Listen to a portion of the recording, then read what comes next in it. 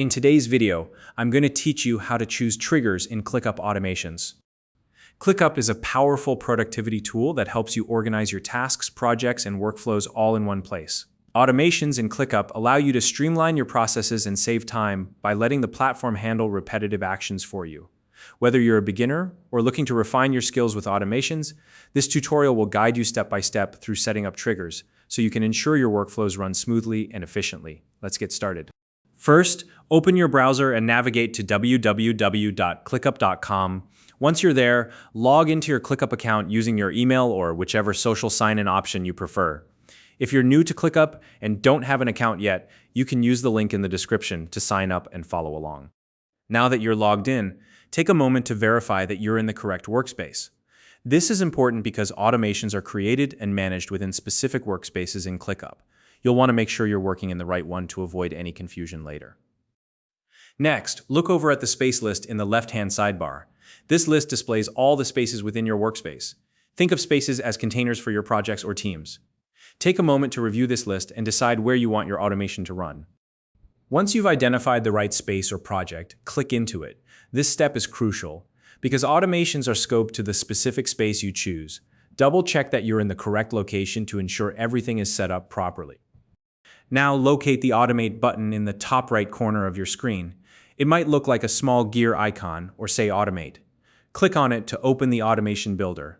If you don't see this button, it could mean you don't have the necessary permissions or that automations aren't supported in your current location. You may need to check with your Workspace admin for access. Once you're in the automation builder, the first thing to do is select a trigger. The trigger is the event that will start your automation.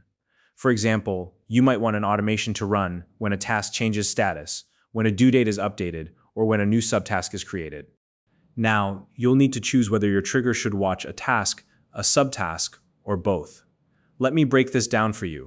Select Task if the rule should only apply to parent tasks. For example, if you want the automation to trigger when a task's status changes or its due date is updated, this is the option you'll want.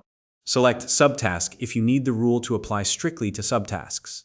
This is particularly useful when subtasks follow a different process or timeline compared to their parent tasks.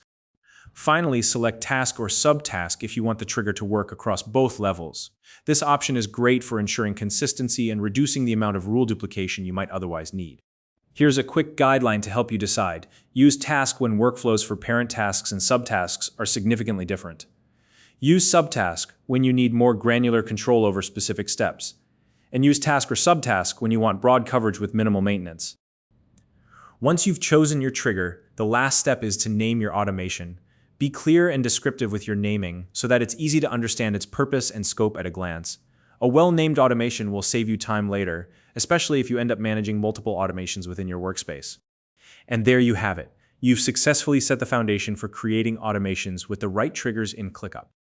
If you found this video helpful, please like and subscribe.